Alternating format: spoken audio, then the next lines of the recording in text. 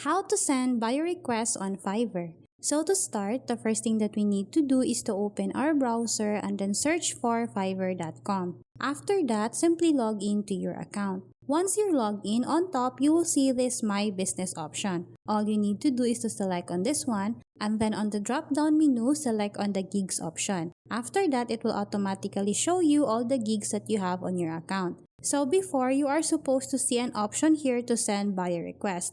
But unfortunately, Fiverr has removed that option now. What they have now is client brief. Once your gig matches a client job post, Fiverr will automatically send you a notification, and then once you open that notification, you will be able to send buyer request, and then you will also be able to create or make an offer for that client. So that's how easy we can send buyer requests on Fiverr. Thanks for watching, and if you find this video helpful, please don't forget to subscribe, hit the like button, and then the notification bell so you won't miss any of our future videos. See you on the next one.